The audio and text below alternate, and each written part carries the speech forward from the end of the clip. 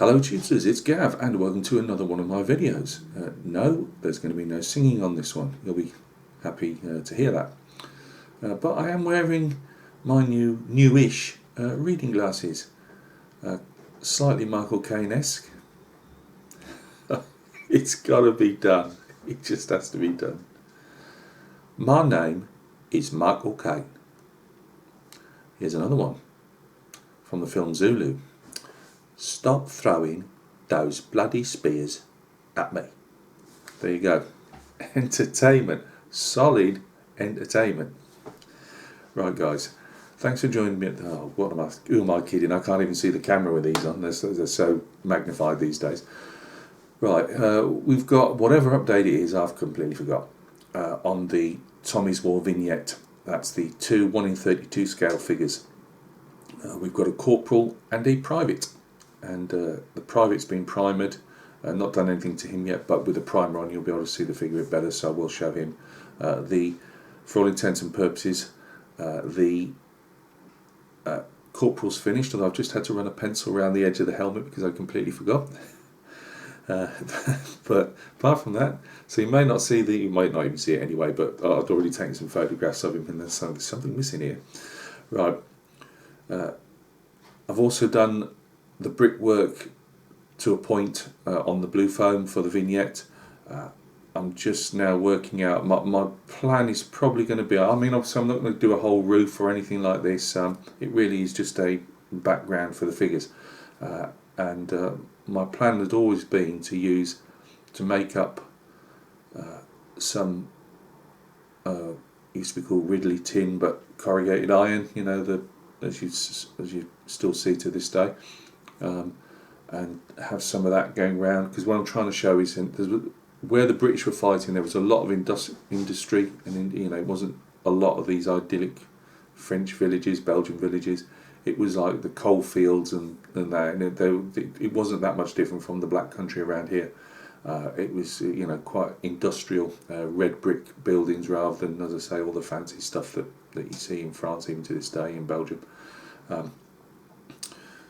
So that's what I'm going for. Now, my plan was either to make it a company stores that they stood outside of, or a billet, so where they've been housed in an old building or something while they're training and waiting to go up to the front. That's the idea of this vignette anyway.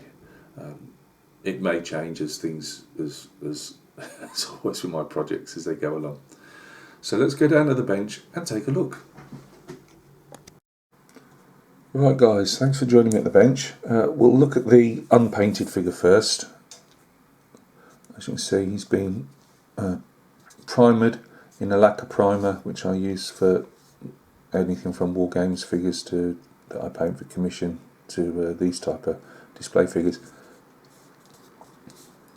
It's I can't remember even what it's AK, but I can never remember what it's called. But as usual, not prepared again. Let's find some form of pointy stick. What you won't get on these, the lanyard, I know it's not shown up particularly well with obviously the colours, but the lanyard you make yourself. I made that out of solder wire. I can't even remember the diameter of it, but I was going to make up some copper. Right, we'll try again. Sorry about that, guys. I've got the windows open because it is slightly summery round here, and the tatters, which are our scrap metal dealers, are going round with their scrap iron tape blaring away. How dare they? I'm the only talent on this show. I'm not paying them for that type of rubbish. So let's get back to it. Right, yeah, lanyard. I made the lanyard myself. Now, some lanyards you see are twisted rope.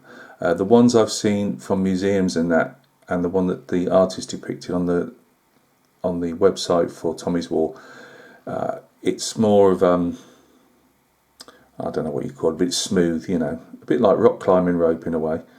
Not that I've done any rock climbing, but I did plenty of tree climbing. Yeah, so it's a smooth lanyard with a piece of material in the middle to keep them both in. The material I used there was just super glue with talcum that I'd used to do a bit of filling around the arms, and it seems to, at the moment, under the light and the grey, it seems to look okay. Doesn't seem particularly out of place. I couldn't get it to really go in through the hole of the, I can't remember if there was a hole there, to be honest with you, but where the lanyard would normally go on the pistol butt there, on the hand grip. So I've just looped it around as best I can. I'm sure some guys were missing lanyards and that, so don't feel you have to if you didn't want to.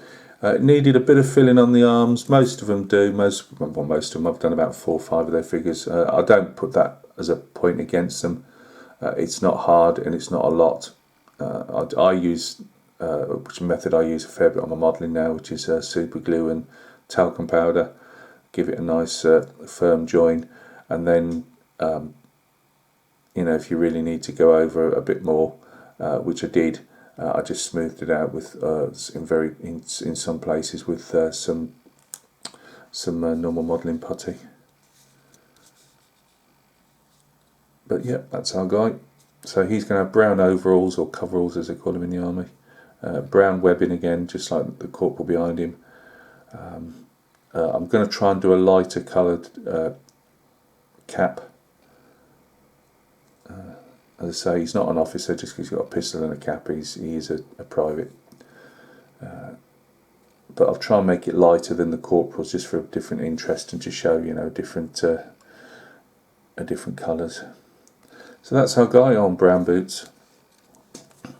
Okay, let's put them out of the way for a minute. I have put photographs on at the end. Here's our corporal. Probably could still do with maybe bluing or darkening these these overseas service stripes, but they might stay as they are. I'll probably keep them right to the end and decide if I need to do anything else with them.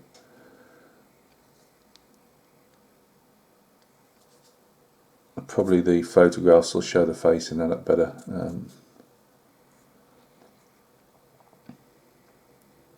And so I just gave the edge at the last minute. I've just given the edge a pencil around the edge, just to, they normally, obviously because it's a sharp edge, they normally lose the paint on the edge very quickly.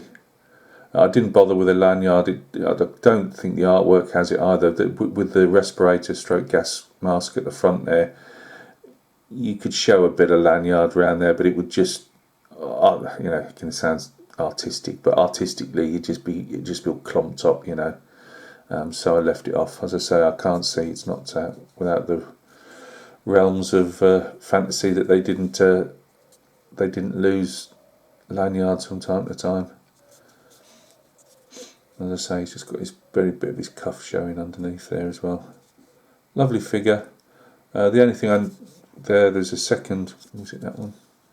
I can't remember now which one it is. There's a second.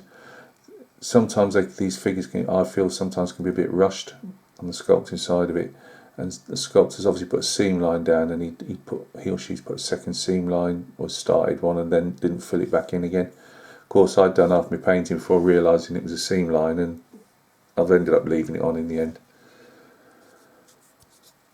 But I think that was the only detracting thing from the figure. As I say, the filling, you're going to get that on nearly every figure, whether it's a big bust or guys like this. If you remember, the Turkish figure had an actual strap missing, and you do get things like that. But as I say, Darren said on his brochures and his website, just contact him and he'll replace him. I didn't. It wasn't that hard to make another strap up, but this guy, as I say, there was just the seam, which doesn't always show up, but you can see it in places. Seam line on the trouser. So that's that. Let's just see if we can quickly, without pulling everything over. See, I started off either too small or these are too big, either way. But cobblestone base, just made out with a pencil there. I don't mind getting the pencil graphite in there because it will just all gunge up nicely. So that's our cobblestone base.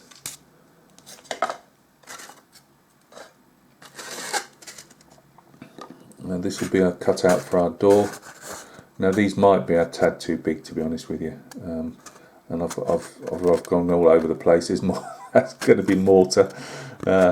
it is what it is. Hopefully it'll look, when it's painted up, it won't look too bad. I've put a concrete lintel there, and I say this will be a door when it's cut out and I've made a door. And the other corner, a large window, because it'll be like a factory type building. Hopefully I can straighten it up, but again, same thing really. That'll be cut out, concrete lintel, probably more brick over the top. Yeah, obviously I've got to, can we go back on that? We can go slightly. There'll probably be somewhere around here, there's going to be a tin roof of some description sloping down just over the like a walkway or whatever, something like that anyway. Not decided 100% yet. So there we go, guys. Thanks for joining me on this one. It's appreciated. I just wanted to say, give an update on what was progressing. You know, next update, the private will either be completely painted, partially painted. It all depends how I'm feeling. And hopefully I'll be able to show you some progress on the base as well. They're enjoyable, the bases, especially working with the foam, because you can carve it quite easy. But it's now I've got to make windows and stuff, and I'm not going to print any off before anybody says. It'll take me a lot longer to try and find stuff and then make supports for it and all the rest of it than it will to scratch build it. So I'll be scratch building the window, and that'll take a bit of time. And other bits, you know, like the tin roof, it's going to take, for my standard of what I can do, it's going to take a bit of time to work that out. So thanks a lot, guys. There'll be 2 videos up today. There's this one, and I've got another one on. I finally started to build the FT17 that some friends of the channel kindly sent me. They sent me a first one. I stuffed it up. And hopefully I'm not stuffing this one up. But anyway, if you'd like to catch that video, it'll be hopefully tacked on to the back of this one. Look after yourselves. We'll see each other soon on another video.